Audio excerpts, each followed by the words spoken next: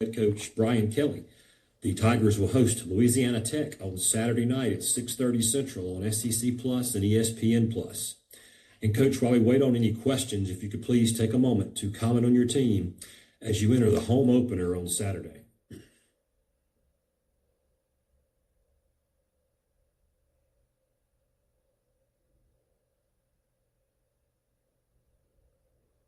One moment while we get Coach Kelly's line open. Thank you.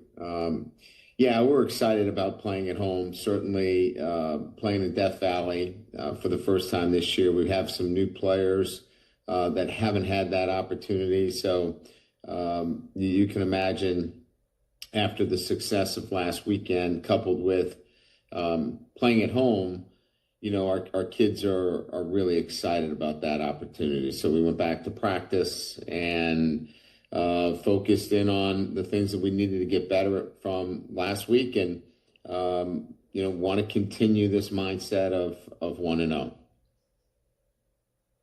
We'll begin with Mike Griffith of AJC Dog Nation. Yeah, Coach, congratulations on your win. I wanted to ask you a question. I don't know if I call it off topic, but off game topic at least, about the lawsuit that some athletes have filed about the red shirt rule, and kind of get your take on what your feelings are as far as whether or not they should have 5 years to compete in the 5-year window, and what are the pros and cons of this discussion? Well, you know, lawsuits are easy, right? I mean, anytime you want to try to impose some form of legislation, it seems the quickest way to do it is through the courts. So, you know, I've been through this for over 35 years and seen lawsuits of many kind. This is still a question of, as you mentioned, an eligibility question. Should you have, you know, 5 seasons of competition? Again, I don't have a particular problem with it. You know, are you going to use your 5 years up through your academic institution in terms of getting your degree? That would be, for me, some of the things that we need to now begin to fall back on and start looking at. If we're going to give you 5 years and we're going to give you transfer opportunities, at some point we got to start to look at the academic piece here. So that would be my only caveat. I don't have a particular problem, but I think at some point here, we got to pull this thing back to the point where we still are colleges and universities, and getting a degree still means something. Thank you. Next, we'll go to Scooter Hobbs of the American Press.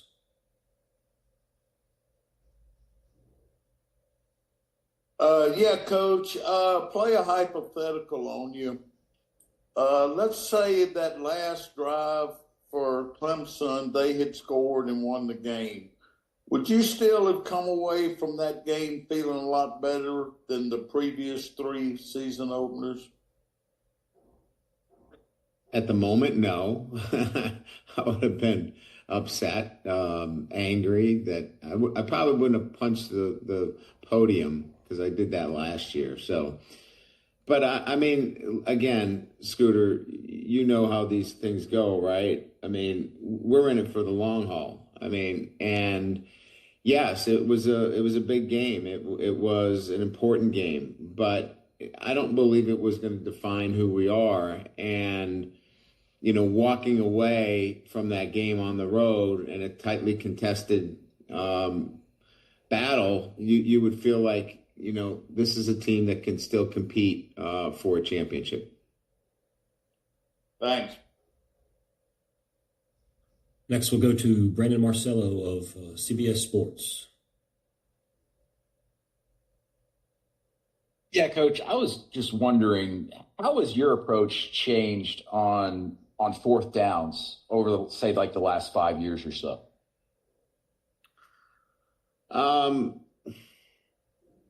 I think it's changed. I think I lean towards gaining the information from analytics. I learned a pretty good lesson this weekend that analytics also have to factor in time on the clock and the amount of possessions or chances that you would have. And I think I made a mistake. I know I made a mistake in and going for it on the fourth down situation where we should have settled for a field goal before the half. So I like the information. I think you still have to be able to be intuitive. Just to give you an example, it was a go for us in the fourth quarter when we punted from the 40-yard line. So I think it's good to have that information, but I still think you have to be intuitive as a coach and somebody that's in real time and making those decisions. Great, thank you.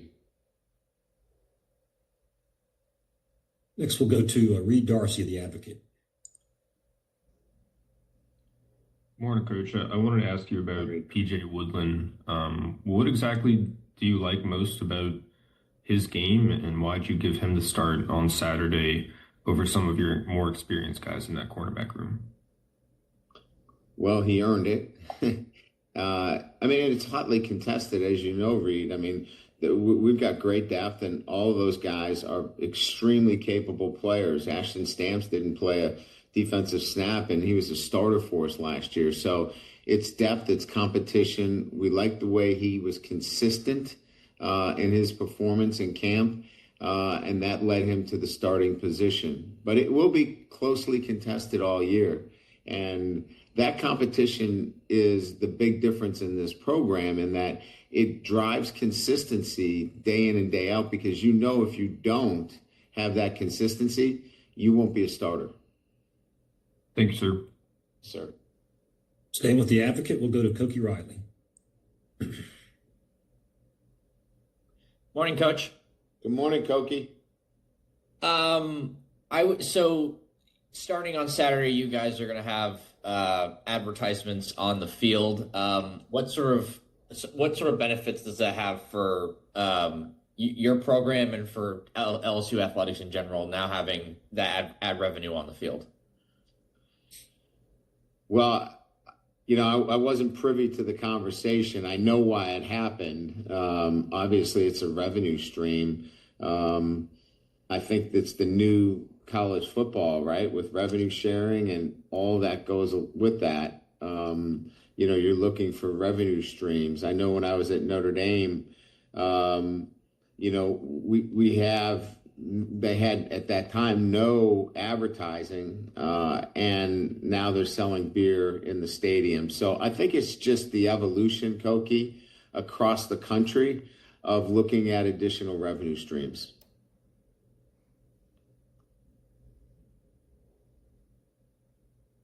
Next will be Heather Dinich of ESPN. Coach, big picture, what would you say is the biggest difference in that opener from previous ones with the program as a whole? Better players. Better players. And look, I think we've talked about this, Heather. You know, this roster needed to be upgraded, and we went out and we upgraded the roster. It takes time to build your program.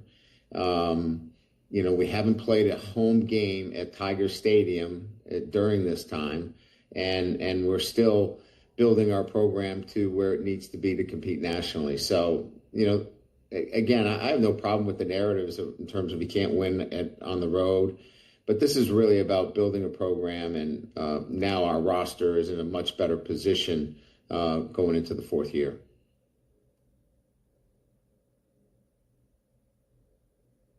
Coach, that's going to wrap you up for today. Actually, Coach, let's take one quick follow-up from Mike Griffith.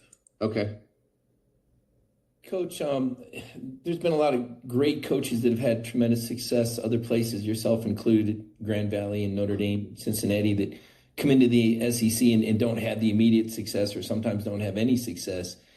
Can you put into perspective just what a different world the SEC is, and how much of an added layer now is this NIL as part of that equation? Yeah, well, I think the NIL was, you know, it cuts across all leagues, you know, because each league has a different issue that they have to deal with. But I would say just in terms of the SEC, it's so talent driven. You know, you're not coming into this conference and out coaching somebody and scheming them up. You need a roster, and developing that roster both internally in terms of recruiting and through the portal is is that art and science, if you will, to get you to having a team that can compete for an SEC championship. Thanks, Coach. Appreciate it. All right. Thanks, guys. Coach Kelly, thank you.